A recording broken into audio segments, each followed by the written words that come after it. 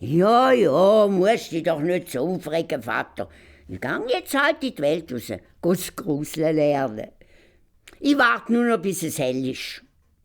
So ist der Hans in die Welt rausgezogen. Albot hat er vor sich an gesagt, wenn's mir doch nur endlich gruseln würde. Wenn's mir doch nur mal gruseln würde. Einmal ist er immer wieder zu sich gekehrt, hat gut gegessen und getrunken, nachher ist er aufs Sofabänkchen gesessen und hat vor sich hin gebrummelt. Wenn's mir doch nur endlich gruseln würde. Wenn's mir doch nur ein einziges Mal gruseln würde. Der Wirt hat das gehört und ist neben der Hans aufs Ofenbänkchen gehöckelt.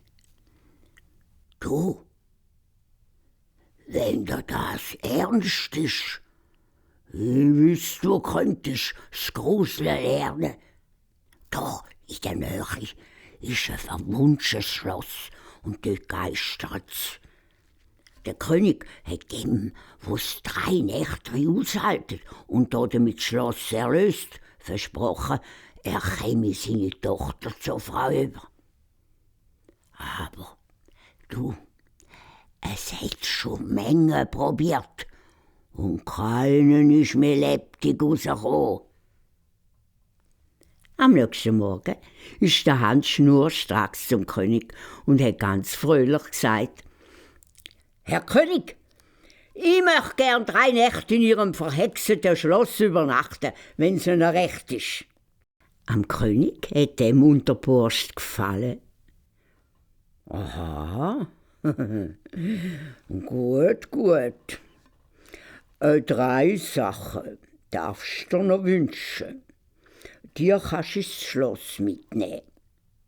Das hat sich der Hans nicht zweimal sagen lassen. Oh, toll. Also, den möchte ich ein schönes Feuer haben, 3 Bank, Schnitzbank mit einem Messer und Jasskarten, dass man nicht langweilig wird. Der König hat das alles ins Schloss tragen lassen und zur Nacht ist der Hans dort eingeschlossen worden. Er macht in einem grossen Saal im Schmine ein helles Feuer, stellt die Schnitzbank mit dem Messer daneben, hockt selber auf die Dreibank und seufzt. Wenn's mir nur gruseln würde, wenn's mir doch nur endlich gruseln würde. Da lerne ich das auch nicht. Zuerst bleibt alles still.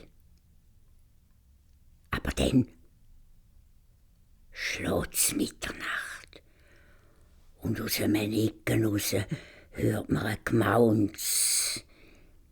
Wer ist